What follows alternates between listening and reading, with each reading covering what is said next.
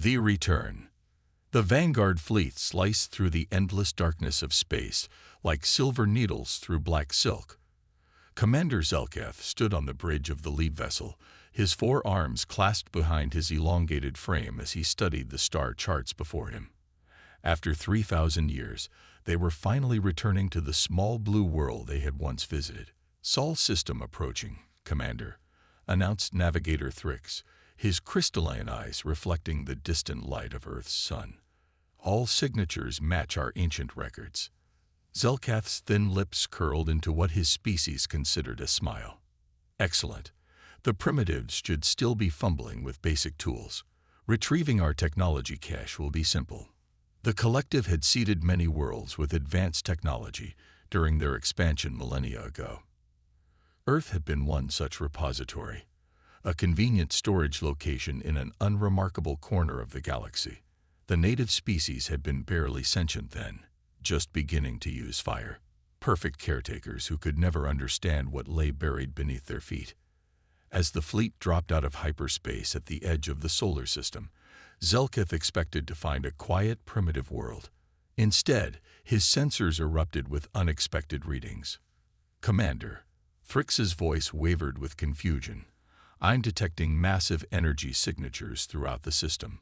Artificial structures, orbital platforms. This cannot be correct." Zelkath moved to the sensor station, his movements fluid despite his 12-foot height. The data streams painted a picture he hadn't anticipated.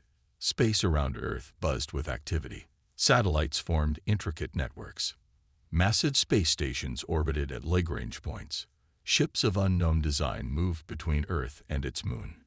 "Impossible," he breathed. "In 3,000 years. They were barely walking upright when we left."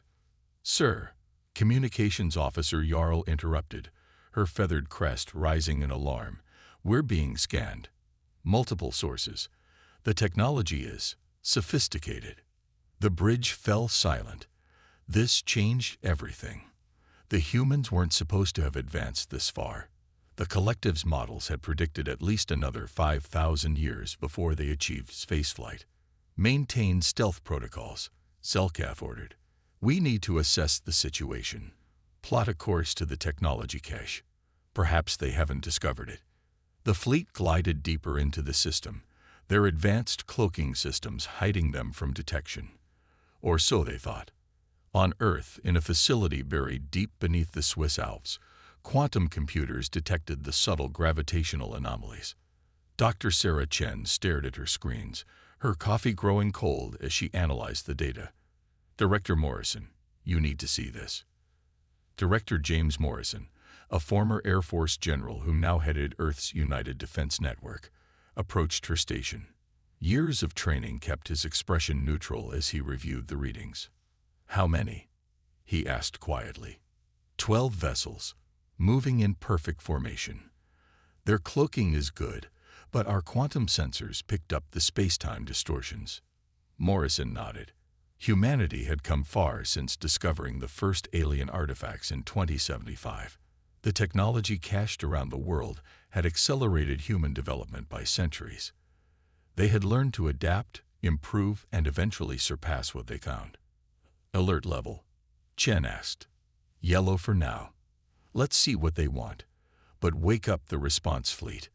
Above Earth, Zelkath's ships approached the coordinates where they had buried their technology cache 3 millennia ago. The site was now occupied by a gleaming city, its towers reaching toward the sky like crystal spears. "Scan for the vault signature," Zelkath commanded. "It should be deep underground, protected by our security fields." The scans penetrated the Earth's crust, searching for the familiar energy patterns of collective technology. They found it quickly, but something was wrong. The readings were scattered, integrated into human structures, modified beyond recognition. "Commander," Thrix reported, his voice barely a whisper, "they found it. They've been using our technology, but they've changed it, improved it." Zelkath felt a cold dread creeping through his neural pathways. This wasn't how it was supposed to be. The technology was meant to remain dormant, waiting for the collective's return. The humans were supposed to be caretakers, not engineers. "Prepare for retrieval operations," he ordered. "We'll extract what we can and leave."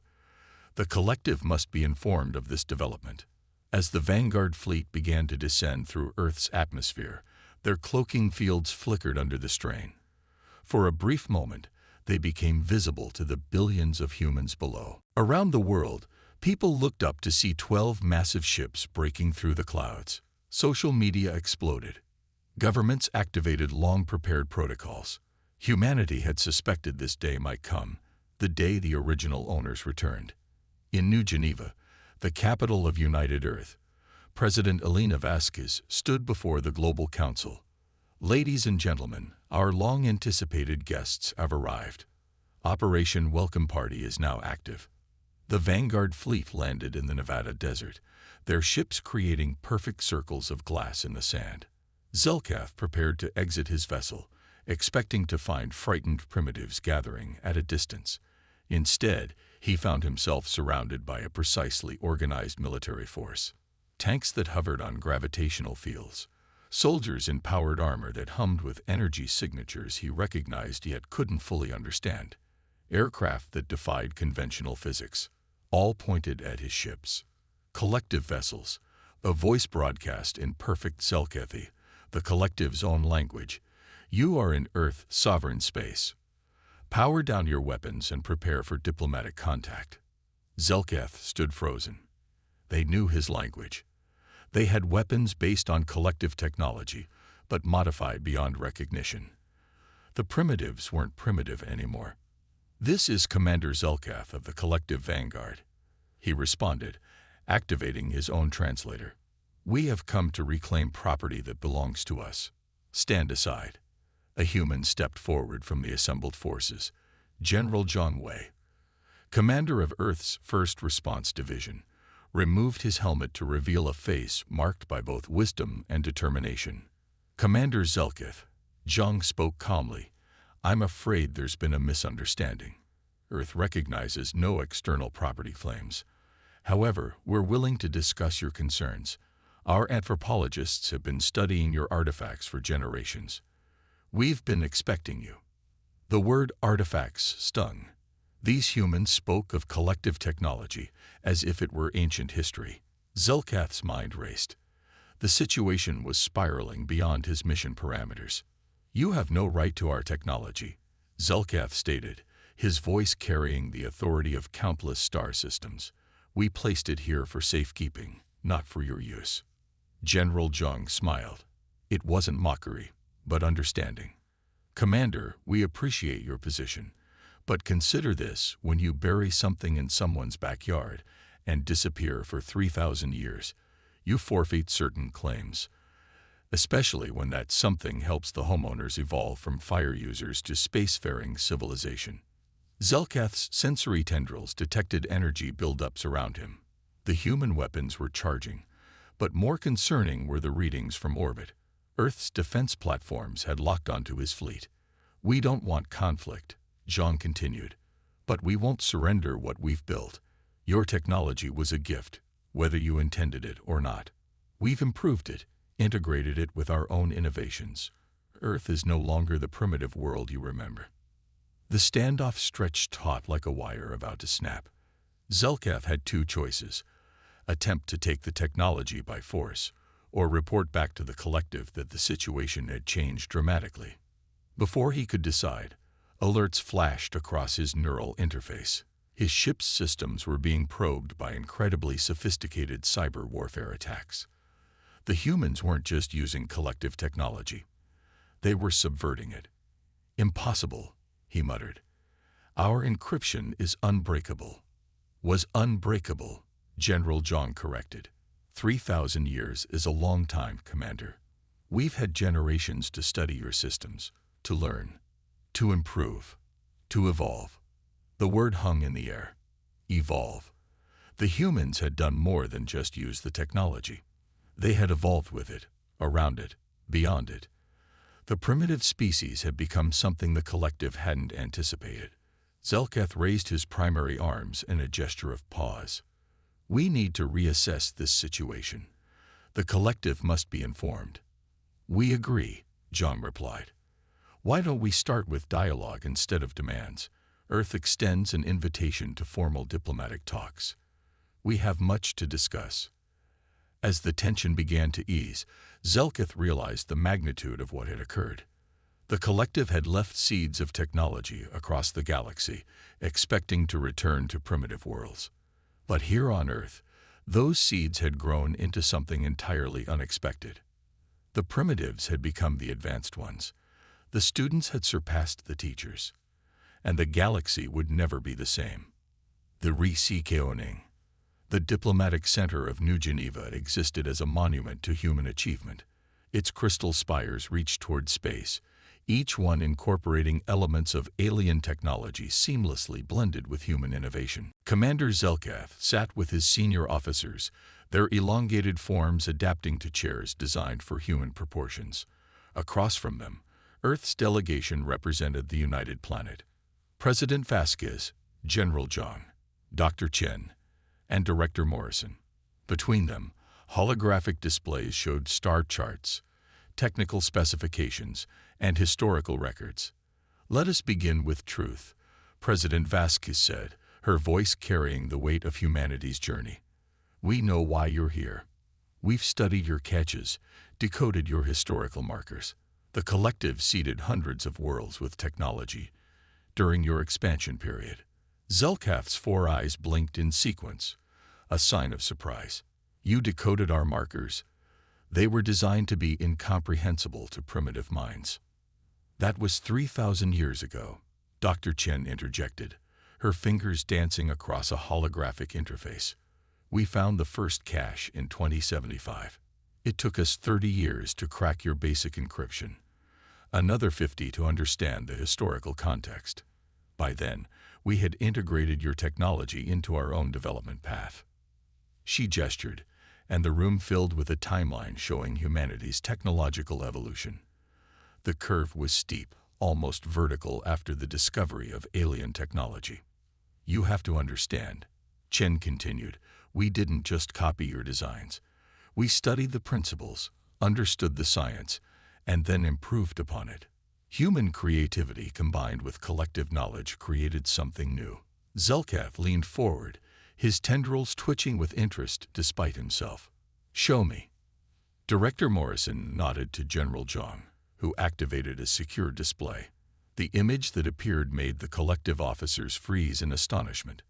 This is the Earth Defense Grid, Zhang explained.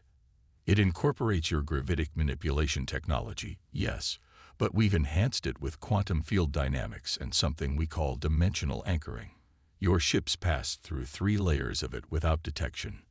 Without detection. Zelkath's voice carried disbelief. We registered no defensive systems. Exactly, Zhang smiled. The best defense is one your enemy doesn't see. We've been tracking your fleet since you entered the Oort cloud. We allowed you to land because President Vasquez insisted on diplomacy first. The implications hit Zelkath like a physical force. Earth's defenses were beyond anything the collective had imagined possible. The primitives hadn't just evolved. They had surpassed their unwitting teachers. But why? Zelkath asked, his voice softer now. Why did the collective leave this technology here? The true reason. The human delegation exchanged glances. President Vasquez spoke carefully. We were hoping you could tell us. Our archaeologists found references to something called the Great Dispersal. Your civilization was running from something. Zelkath's skin patterns shifted, a sign of deep disturbance. His officers looked to him, and he made a decision that would change everything. The Devourers, he said simply. We were fleeing the Devourers. The room fell silent. Humanity had found references to this name in the deepest encrypted files, but had never understood its significance. 3,000 years ago, Zelkath continued, the collective encountered something in the void between galaxies, an intelligence vast and hungry. It consumed entire star systems, converting matter and energy into more of itself. We couldn't fight it. So we ran. The technology catches, Dr. Chen whispered, understanding dawning. They weren't just storage. They were seeds. You were preserving your civilization's knowledge in case you didn't survive. Yes, Zelkath confirmed. We scattered our technology across hundreds of primitive worlds, hoping that someday, someone would find it and carry on our legacy. We never imagined that the primitives would evolve so quickly, President Vasquez finished. That we would not just preserve your legacy, but enhance it. Zelkath stood, his full height impressive even to the humans who had grown accustomed to alien visitors. Show me what humanity has become. Show me how you've grown. What followed was a tour that shattered every preconception the collective held about human limitations. They visited the Luna City shipyards, where vessels incorporating both human and collective principles were being constructed. The ships were smaller than collective cruisers, but infinitely more sophisticated. We call this design philosophy adaptive integration, explained Chief Engineer Yuki Tanaka. Your technology was based on rigid crystalline matrices. We developed fluid systems that can reconfigure in real time. She demonstrated with a small drone that shifted from a scanning device to a weapon to a shield generator in seconds. The transformations were smooth, organic, impossible according to collective science. Your people understood quantum mechanics, she explained, but you approached it from a perspective of control. Humans learned to dance with uncertainty. Watch. She activated a device that seemed to exist in multiple states simultaneously. It was there and not there, real and unreal, defying every law the collective held sacred. We call it quantum surfing, Okafor grinned. Instead of trying to force quantum states into predetermined patterns, we ride the wave of probability itself. The tour continued to the Mars colonies, where humans had transformed a dead world into a thriving ecosystem using modified collective terraforming technology. They visited the asteroid mining operations, where self-replicating machines based on alien designs but improved with human creativity extracted resources with unprecedented efficiency. Finally, they stood in the command center of Earth's Deep Space Monitoring Station. Here, the full scope of human achievement became clear. Star charts showed human exploration missions reaching out in all directions. Trade routes connected dozens of star systems. Diplomatic channels buzzed with communications from species humanity had encountered and befriended. We've met others, Director Morrison explained. Species who also found your cages. But none developed as quickly as humanity. We've become something of a bridge between younger and older civilizations. Zelkath studied the displays, his mind reeling. The Devourers, have you encountered them? President Vasquez stepped forward. Not yet, but we've been preparing. Every advancement, every innovation has been made with the knowledge that something drove the mighty collective to flee. We won't run. You can't fight them, Zelkath said, his voice carrying the weight of ancient fear. We tried. The collective at its height couldn't stop them. General Zhang activated a final display. It showed military simulations, defensive strategies, and weapons systems that made Zelkath's sensors tingle with their power readings. With respect, Commander, Zhang said, the collective fought as the collective. Humans fight as humans. We adapt, we improvise, we overcome. And now we have 3,000 years of combined advancement on our side. Zelkath found himself considering something that would have been unthinkable hours ago. What are you proposing? President Vasquez smiled, and in that expression, Zelkath saw the quality that had driven humanity's meteoric rise, hope mixed with determination. An alliance, she said. The collective runs. Humanity stands. But together we might do something neither could alone. We might win. The negotiations that followed reshaped the galaxy. The collective, shaken from their assumption of superiority, found in humanity partners who had exceeded them in ways they couldn't have imagined. The primitive species they had dismissed as caretakers had become innovators, warriors, diplomats. Within months, joint human collective expeditions pushed into unknown space. The technology sharing went both directions now, with human adaptability breathing new life into collective knowledge. while collective experience guided human ambition. And in the deep void between galaxies, ancient sensors detected the change. The devourers stirred, sensing that their old prey had found new allies. But this time, it would be different. This time, the hunted had become hunters. As Zelkath stood on the bridge of the joint command ship Unity, humans and collective working side by side, he reflected on the irony. They had come to Earth to reclaim their past. Instead, they had found their future. "Commander," a human officer reported, "long-range sensors are detecting movement in the void. It matches the devourer's signatures from your historical files."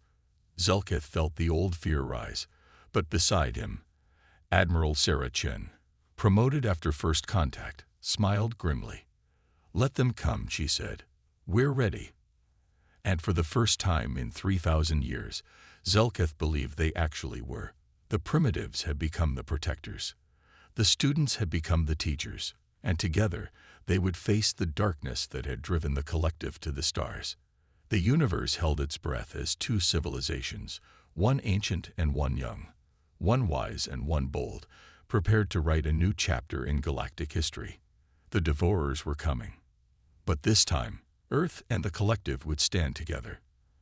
And the galaxy would learn what happened when human determination met alien wisdom, when innovation met experience, when hope met fear and refused to yield. The reckoning had begun.